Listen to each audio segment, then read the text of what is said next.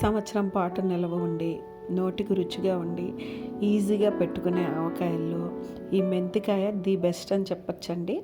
ఆవగాటు లేకుండా చలవనిస్తూ ఎటువంటి వయసు వారన్నా చాలా ఇష్టపడి తినే ఊరగాయ మెంతికాయ అండి. పక్కా కొలతలతో పాత పద్ధతిలో. హాయ్ ఫ్రెండ్స్, అందరూ బాగున్నారా? నేనైతే చాలా బాగున్నానండి. మన ఛానల్కి స్వాగతం, సుస్వాగతం. ఊరగాయ రోజులు వచ్చేసాయి కదండి. ఊరగాయ అంటే ఎక్కువ ఆవగాటుతో చేసుకుంటూ ఉంటాం. అలా కాకుండా ఇలా పాతకాలం పద్ధతిలో మెంతికాయ చేసి చూడండి, చాలా బాగుంటుంది.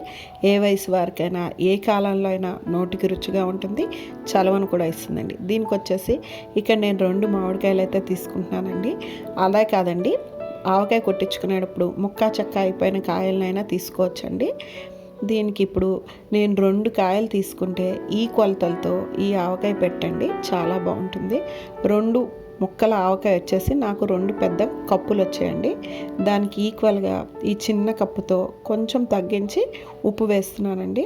తర్వాత దీంట్లోకి 1.25 కారం వేస్తున్నానండి.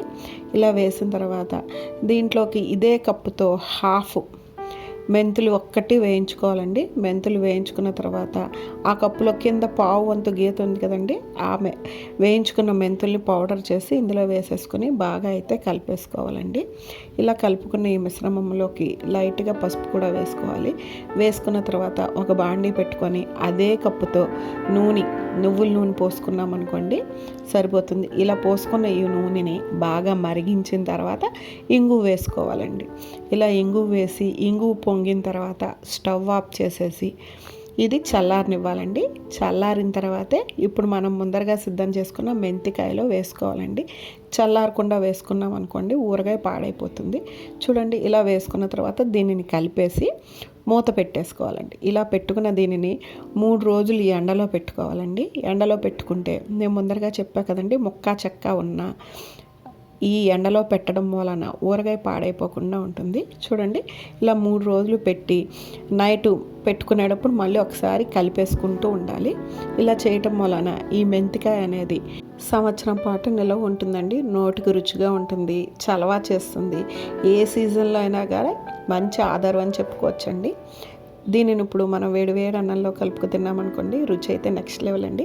వీడియో నచ్చితే కనుక లైక్ చేసి మీరు ఫ్రెండ్స్ అండ్ ఫ్యామిలీ మెంబర్కి షేర్ చేయండి. సబ్స్క్రైబ్ చేసుకొని బెల్ ఐకాన్ ప్రెస్ చేశారనుకోండి, నేను పెట్టే ప్రతి నోటిఫికేషన్ మీ వరకు వచ్చి చేరుతుందండి. 3 రోజుల తర్వాత చూడండి, ఆవకాయ కలిపి చూపిస్తున్న మంచి రంగుతో రుచి అయితే చాలా బాగుందండి.